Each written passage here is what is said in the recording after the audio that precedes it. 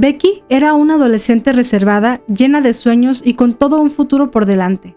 Sin embargo, un día que parecía cualquiera, su vida fue brutalmente arrancada en el lugar donde más debería haber estado segura, su propio hogar. Para ese entonces, nadie imaginaba que el peligro no vendría de un desconocido, sino de alguien mucho más cercano. Hoy hablaremos del caso de Becky Watts, que nos recuerda que a veces los verdaderos monstruos pueden estar más cerca de lo que pensamos.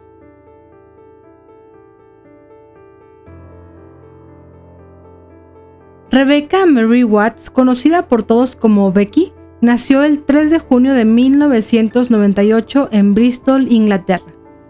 Desde pequeña, Becky fue descrita como una chica tranquila, dulce y profundamente reservada. Su familia, aunque enfrentó algunas dificultades como el divorcio de sus padres, siempre intentó mantener una estructura estable para ella. Tras la separación de sus padres, Becky desde los 2 años vivió principalmente con su padre, Darren, y su madrastra, Angie, a quienes consideraba como figuras muy importantes en su vida. Aunque su madre biológica, Tanya Watts, también mantenía contacto con ella, Becky había construido un vínculo cercano y cotidiano con su padre y su madrastra. Para ese entonces, Becky, de 16 años, estaba en plena adolescencia y, como muchos jóvenes de su edad, era tímida, pero también soñadora. Le encantaba la música, pasar tiempo en redes sociales y, sobre todo, deseaba encontrar su propio camino en el mundo. Era una joven demasiado bondadosa, que buscaba constantemente la aprobación de su entorno y que trataba de evitar los conflictos a toda costa.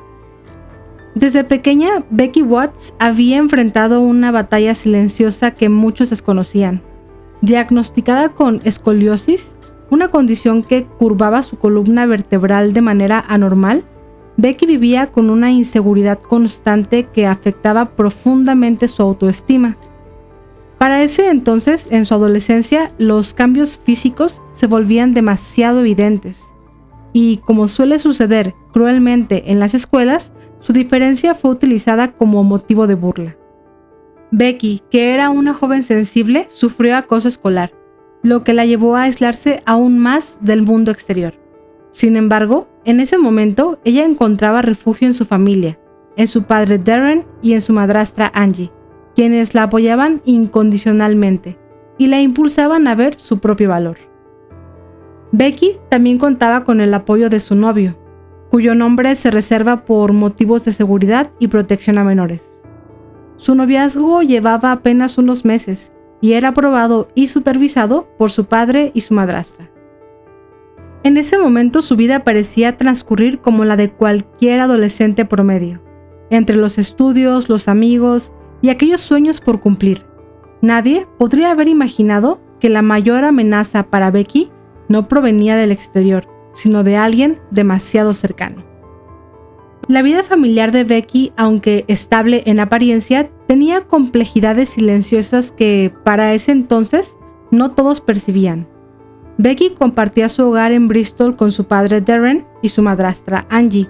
Además, convivía ocasionalmente con el hijo de Angie, Nathan Matthews, quien vivía en otro lugar, pero frecuentaba a su madre. Un joven que, para Becky, representaba en teoría un medio hermano, o al menos parte de su familia. Nathan Matthews nació el 9 de enero de 1987, siendo 11 años y medio mayor que Becky. En su adolescencia y vida temprana, Nathan fue descrito como alguien solitario, demasiado introvertido y con evidentes dificultades para socializar. Desde muy joven desarrolló patrones de comportamiento obsesivos y un temperamento cambiante.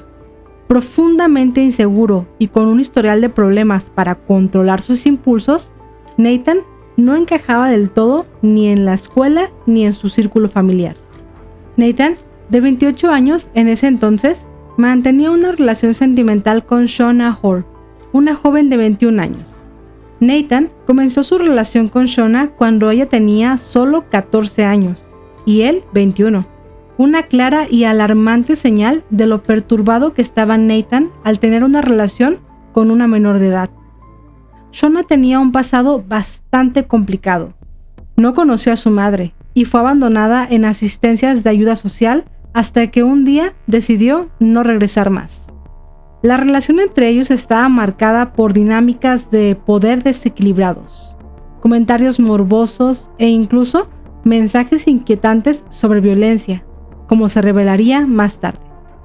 Shona no solo compartía la vida íntima de Nathan, sino que también alimentaba algunas de sus fantasías más oscuras, contribuyendo de forma activa a un ambiente demasiado tóxico. Ambos tenían fantasías sobre secuestrar adolescentes con fines de índole íntimo. Nathan compartió abiertamente que tenía una fijación por las adolescentes, y Shona no solo lo apoyó con esta confesión, sino que aumentó las ganas de llevar esas fantasías a una terrible realidad. Ambos veían material ilegal de menores, pero en sus búsquedas se encontraba material sumamente violento y delicado. Nathan confesó que siempre veía videos relacionados con adolescentes siendo forzadas íntimamente. Nathan y Shona vivían juntos en una casa cerca de la madre de Nathan. En ese momento, todo parecía estar bajo control. Sin embargo, debajo de la superficie, el destino de Becky estaba sellado, y su vida corría un riesgo que, trágicamente, nadie supo ver a tiempo. Para ese punto, el entorno que rodeaba a Becky era mucho más peligroso de lo que cualquiera, incluso ella misma, podría haber advertido. El resentimiento oculto, los pensamientos perturbadores de Nathan y el estímulo de Shona formarían una combinación mortal que pondría en marcha uno de los crímenes más escalofriantes de la historia reciente de Gran Bretaña.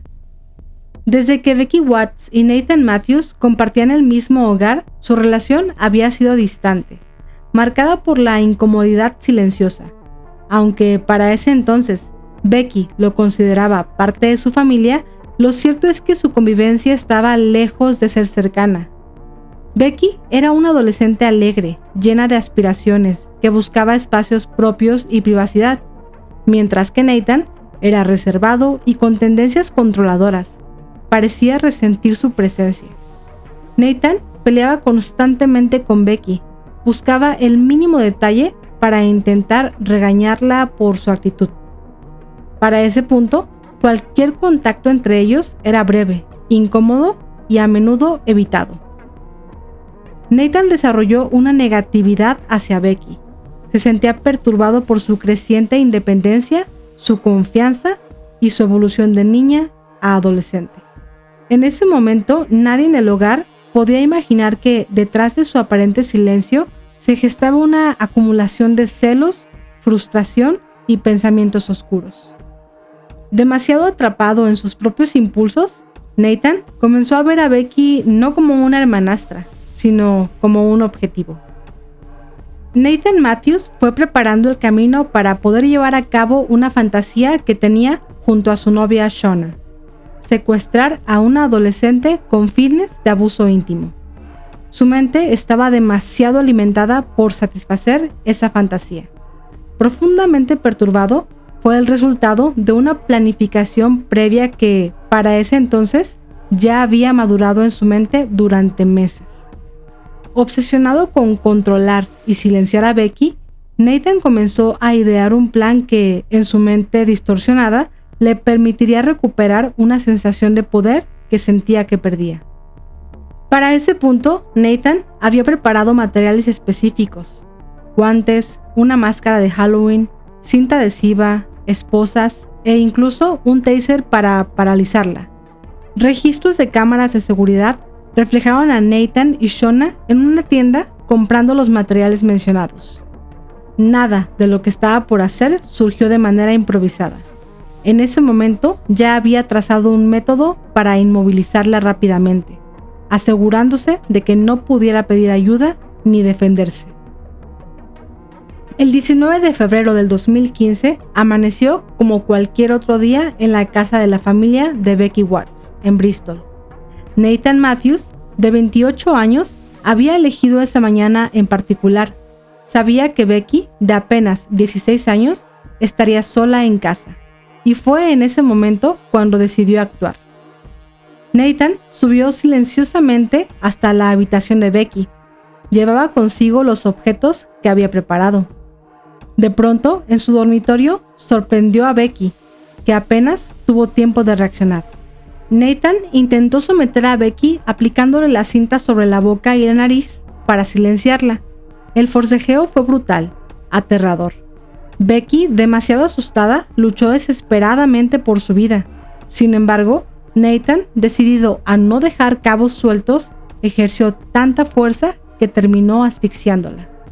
Para ese punto, Becky ya no respiraba. Sin embargo, el horror no terminó ahí. Con Becky ya sin vida, Nathan bajó a buscar a su pareja, Shona.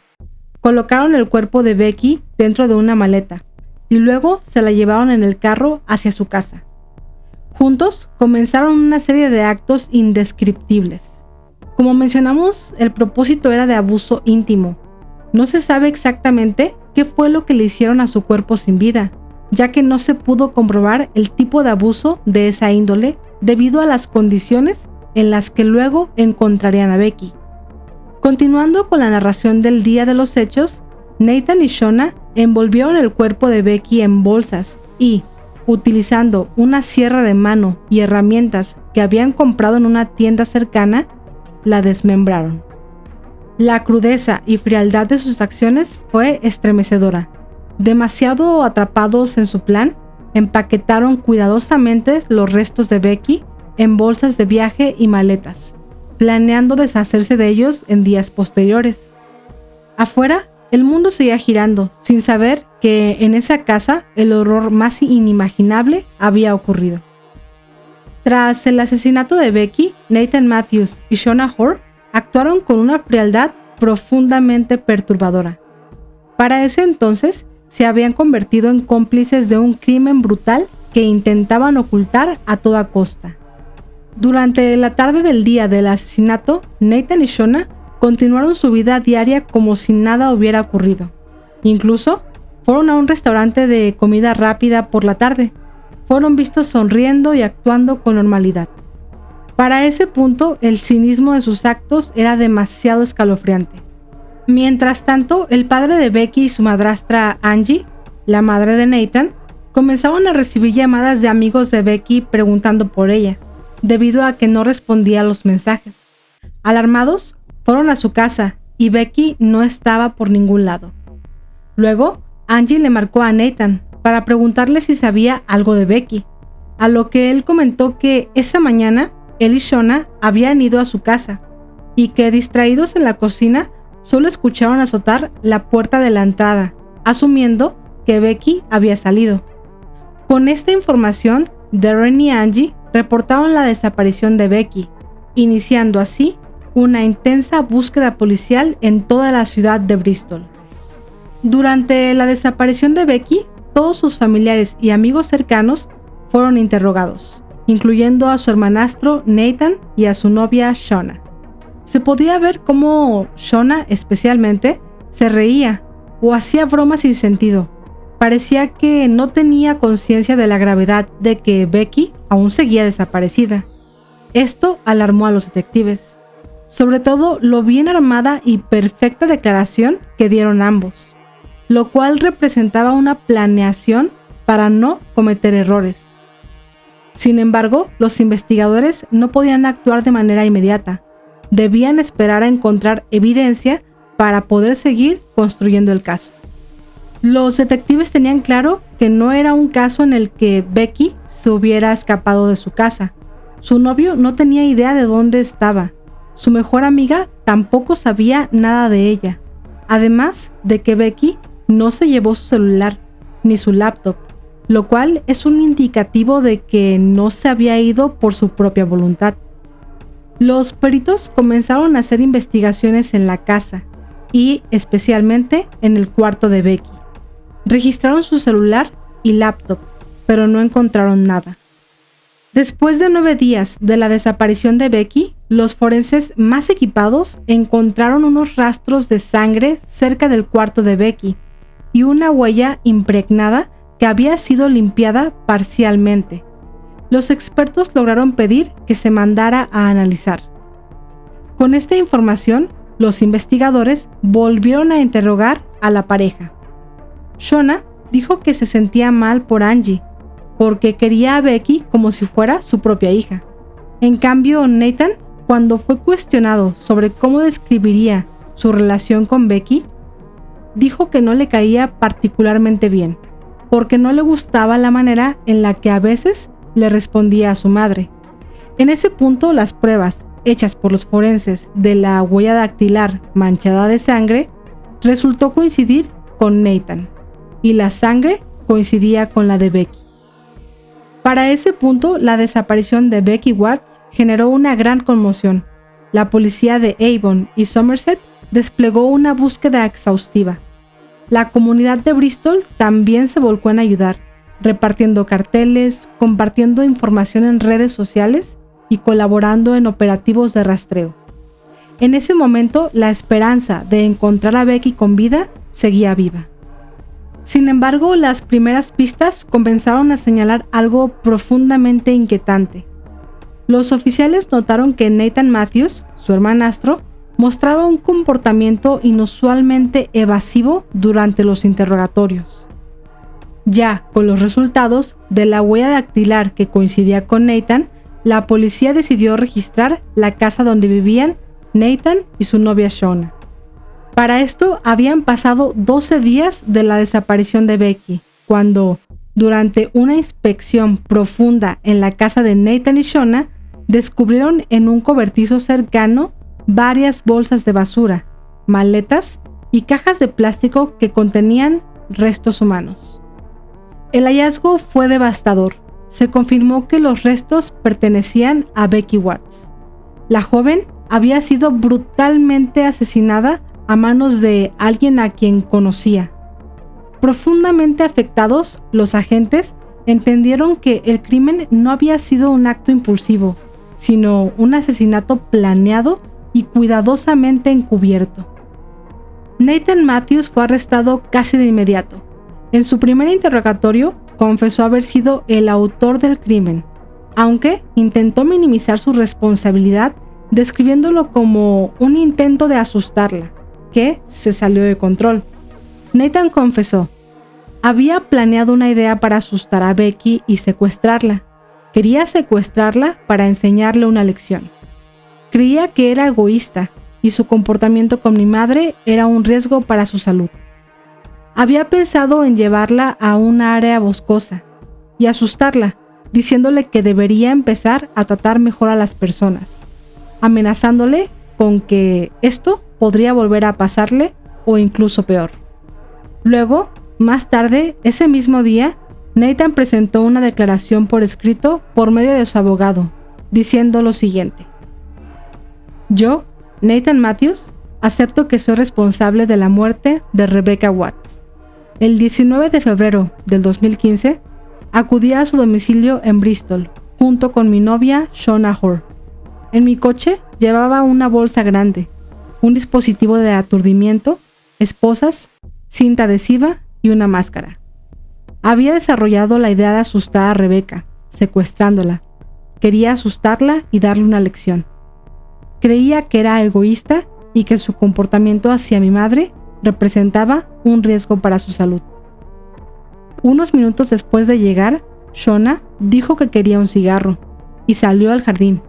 Yo fui al maletero del coche, saqué una bolsa que contenía los objetos y luego subí al pasillo.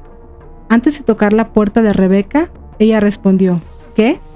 ¿O hola? Y yo dije: ¿puedo verte un minuto? No puedo asegurar en qué orden sucedieron las cosas, pero usé los objetos que llevaba para inmovilizar a Rebecca. Durante el breve forcejeo, mi máscara se deslizó y Rebecca pudo ver mi rostro. Eso me hizo entrar en pánico y la estrangulé mientras estaba parcialmente dentro de la maleta. Después de presentar esta declaración por escrito, los detectives le dijeron que debía ser reproducida en voz, grabada para aceptarla como una confesión. Nathan se quebró y no quería escuchar las grabaciones que había escrito junto a su abogado. Pidió si se podía tapar los oídos y comenzó a llorar. Shona estaba embarazada al momento que esto ocurrió Tenía apenas unos meses. Negó cualquier tipo de implicación, pero algo que llamó demasiado la atención fue que dijo que no había pruebas que la involucraran, que no había tocado a Becky ni viva ni cuando ya no lo estaba. Cuando le dijeron que Nathan había confesado el crimen, Shona dijo que no lo imaginaba. Intentó desvincularse, alegando que no sabía nada hasta después de que los agentes le confirmaran que había sido Nathan quien había asesinado a Becky. Sin embargo, las pruebas la contradecían. En el teléfono de Shona, la policía encontró mensajes en los que ella hablaba de su interés por secuestrar a una adolescente, poco antes del asesinato. En los mensajes que intercambiaron, hablaban de secuestrar a alguna adolescente para cometer actos de abuso íntimo. También había material para adultos con menores de edad involucradas. Los mensajes estaban cargados de fantasías sobre secuestrar a un adolescente y cometer abuso íntimo. Con esta información ya se podía implicar a Shona, pero solo de conspiración, lo que hacía que los detectives tuvieran que recolectar pruebas fehacientes en el cuerpo de Becky, ya que estaban seguros que Shona había participado tanto en el crimen como Nathan. Fue entonces que se encontraron restos de ADN de Shona en una máscara junto a los restos de Becky. Para ese punto las autoridades tenían ya las pruebas suficientes de que ambos habían actuado en conjunto, en un macabro plan que terminó en tragedia. Por lo tanto, ambos fueron llevados a juicio, enfrentándose a cargos por asesinato, secuestro, pervertir el curso de la justicia y ocultación de un cadáver. Nathan Matthews y Shona Hoare enfrentaron un juicio altamente mediático en la corte de Bristol durante octubre del 2015. En ese momento, la nación entera seguía con atención cada detalle de un caso que, por su crueldad, había estremecido profundamente a la sociedad británica. Nathan Matthews, quien inicialmente había confesado el homicidio involuntario, terminó enfrentando cargos de asesinato. Durante el juicio admitió haber asesinado a Becky, pero sostuvo que su intención original era solamente asustarla y no quitarle la vida. Sin embargo, las pruebas en su contra fueron abrumadoras. Las búsquedas en internet sobre secuestros, los materiales que había preparado para el rapto y la brutalidad del ataque demostraron que sus acciones habían sido deliberadas y planificadas. El Tribunal de la Corona de Bristol escuchó que la pareja se envió mensajes de Facebook y mensajes de texto relacionados con material ilegal de menores adolescentes meses antes del asesinato de Becky. El tribunal escuchó un mensaje enviado el 20 de noviembre desde el perfil de Facebook de Nathan.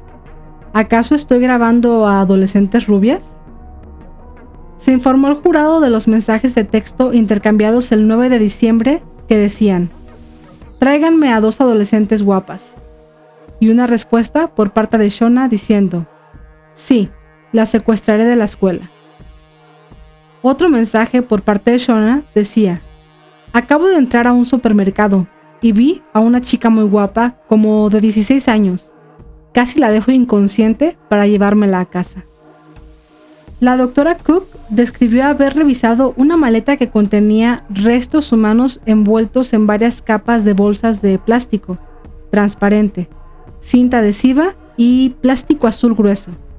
Dijo que la maleta contenía pastillas para lavavajillas, así como restos humanos, algunos de los cuales estaban cubiertos de cristales blancos húmedos. Becky había recibido 15 puñaladas y un corte, causadas después de su fallecimiento, y su cuerpo fue cortado en 8 pedazos. La fiscalía alega que Becky fue asesinada y que su cuerpo fue posteriormente desmembrado. Se encontraron restos humanos en un domicilio en Barton Court. El sargento detective John Dowding, quien registró el cobertizo donde se encontraron los restos de Becky, declaró ante el tribunal que contenían numerosos paquetes pequeños envueltos en plástico transparente y que, al abrir uno, era evidente que se trataba de una mano humana.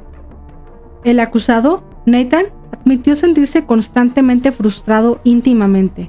y dijo que siempre se había sentido atraído por las adolescentes, algo sobre lo que era abierto con Shona. Aceptó haber intercambiado mensajes con su novia sobre tener relaciones íntimas con adolescentes y secuestrarlas, pero dijo que se estaban burlando y que era humor negro. Al preguntarle con qué frecuencia veía material ilegal de adolescentes, Nathan respondió: sin duda, todas las semanas, pero diría que podría ser todos los días. Nathan reconoció tener problemas para controlar la ira y le dijo al jurado: todos dicen que me tomo las cosas a mal o que reacciono exageradamente. Me reprimo. Cuando me siento herido, me siento abrumado. Puedo pasar de la risa al llanto. Por lo tanto, para ese punto el jurado no tardó en rechazar su versión de los hechos. Nathan Matthews fue declarado culpable de asesinato y condenado a cadena perpetua con una sentencia mínima de 33 años antes de ser elegible para solicitar libertad condicional. Shona Hoare, de 21 años, trató de distanciarse del crimen argumentando que desconocía los planes de Nathan. Sin embargo, los mensajes de texto recuperados entre ambos revelaron que ella no solo estaba al tanto de sus intenciones, sino que participaba en ellas con comentarios perturbadoramente casuales sobre secuestrar y agredir a adolescentes, además del ADN que se había encontrado en una máscara junto a los restos de Becky. En ese momento, los fiscales demostraron que su rol había sido completamente activo en la planeación y ejecución del crimen. Como resultado, Shona fue condenada a 17 años de prisión por el cargo de homicidio involuntario y por su participación activa en la planificación y encubrimiento del crimen. Durante la sentencia, el juez Lambert describió las acciones de Nathan como una combinación de sadismo y falta de total humanidad, mientras que sobre Shona destacó su fría complicidad. El crimen contra Becky Watts dejó claro que detrás de Nathan Matthews y Shona Hoare se ocultaban personalidades mucho más oscuras de las que cualquiera en su entorno habría imaginado. Los resultados del perfil psicológico de ambos fue revelado durante el juicio como cierre. Nathan Matthews, de 28 años, en el momento del asesinato fue descrito como un individuo retraído, con escasas habilidades sociales y una fuerte tendencia a la violencia reprimida. Durante su juicio, surgió que tenía una profunda fijación con el control y la dominación, particularmente hacia mujeres jóvenes. Profundamente perturbado, su historial digital reveló búsquedas relacionadas con secuestros, violencia y sumisión antes del crimen, lo que demostró que sus acciones no fueron impulsivas, sino alimentadas a lo largo del tiempo. Además, su necesidad de ejercer control estaba arraigada en una profunda inseguridad y frustraciones personales, que encontraron un canal devastador a través del asesinato de Becky. Por su parte, Shona Hoare, de 21 años, fue retratada como alguien manipuladora, que no solo toleraba, sino que también alentaba las fantasías más oscuras de Nathan. En ese momento, los fiscales mostraron los mensajes de texto donde ambos discutían el secuestro de adolescentes, demostrando que Shona no fue simplemente un testigo inocente. Aunque intentó pintarse como una víctima de la influencia de Nathan, las pruebas indicaron una participación activa y consciente. Para ese punto, los peritos forenses y los psicólogos coincidieron en que tanto Nathan como Shona compartían una visión distorsionada y deshumanizadora de sus víctimas, demasiado desconectados de las consecuencias reales de sus actos. Ambos fueron considerados peligrosos y carentes de remordimiento genuino. Por lo tanto, el perfil psicológico de ambos reflejaba no solo una inclinación hacia la violencia premeditada, sino también una aterradora ausencia de empatía hacia el sufrimiento ajeno. Para ese entonces, tras la confirmación de que Becky Watts había perdido la vida de una manera tan trágica, su familia, principalmente su padre Darren y su madre biológica Tanya Watts, quedaron devastados de una forma casi indescriptible. Su padre, Darren, quien la había criado como suya desde pequeña, se hundió profundamente en el dolor. Él declaró públicamente que su vida y la de su esposa Angie jamás volverían a ser las mismas. Becky era para ambos su pequeña princesa, la alegría que iluminaba su hogar. Tanya Watts mencionó que tenía pesadillas de imaginar el dolor y el miedo que sintió Becky en sus últimos momentos. En ese momento, el trauma se intensificó por el hecho de que Nathan Matthews, el hijastro de Darren y el hermanastro de Becky, había sido el responsable. La traición provenía desde dentro de la propia familia, lo que convirtió su dolor en algo demasiado desgarrador. Darren relató que no solo había perdido a su hija, sino también cualquier sentido de confianza y seguridad que alguna vez tuvo. Profundamente afectados, los padres de Becky organizaron un homenaje público en su honor. En mayo del 2015 se celebró una emotiva vigilia en el St. George Park de Bristol, donde cientos de personas se reunieron para recordar a Becky. Globos de color rosa y morado, sus colores favoritos, fueron liberados del cielo, en una escena profundamente conmovedora. El parque se llenó de mensajes de amor, flores, cartas y fotografías que rendían tributo a su memoria. Además, para ese punto, la familia creó la fundación de Becky Watts, una iniciativa destinada a apoyar a jóvenes en situación de riesgo, en un intento por transformar su dolor en algo que pudiera proteger a otros. En cada entrevista, Darren ha enfatizado que Becky no debe ser recordada solo por la tragedia que le ocurrió, sino por la joven brillante, cariñosa y alegre que era. Todo lo que queríamos era que Becky tuviera una vida feliz. Nunca dejaremos de amarla, dijo entre lágrimas en una de sus declaraciones públicas. Como dato adicional, Shona Hoare fue liberada el 1 de septiembre del 2023, tras cumplir 8 años y medio de su condena de 17 años por su participación en el homicidio de Becky Watts. Su liberación se produjo de forma automática al haber cumplido la mitad de su sentencia.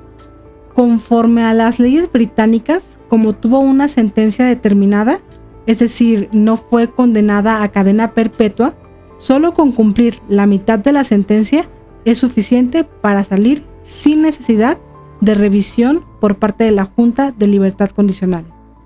Profundamente consternada, la madre de Becky, Tanya Watts, expresó su enojo e impotencia. Dijo que no tenía forma de impedir que Shona recuperara su libertad, mientras que su hija, Becky, no tiene una segunda oportunidad. En sus propias palabras, dijo: "Ella tiene menos de 30 años y toda una vida por delante. Nosotros solo podemos visitar la tumba de Becky". Por lo tanto, el sistema legal británico fue severamente cuestionado. Shona quedó en libertad bajo condiciones estrictas y se le prohibió regresar a Bristol. Sin embargo, para los seres queridos de Becky, eso no borra el dolor ni la profunda herida que dejó su partida.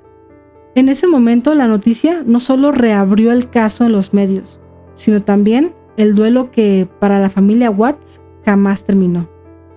El caso de Becky Watts, una adolescente de apenas 16 años, llena de sueños, fue arrebatada de la manera más cruel y absurda, dentro de su propio hogar. La traición provino de alguien cercano, alguien en quien en algún momento confió. Por lo tanto, su historia no solo había sido de un crimen, sino también del inmenso dolor que deja la pérdida de la inocencia, la pérdida de la confianza y la pérdida de una vida que apenas comenzaba. Me gustaría saber qué opinas del caso de Becky Watts, un acto terrible de crueldad de alguien en quien confiaba. También, ¿qué opinas de que Shona esté libre actualmente? ¿Crees que es justo que no haya cumplido ni siquiera los 17 años que tenía inicialmente de sentencia? No olvides dejarme tus comentarios, suscribirte y recuerda que nos vemos en el próximo video.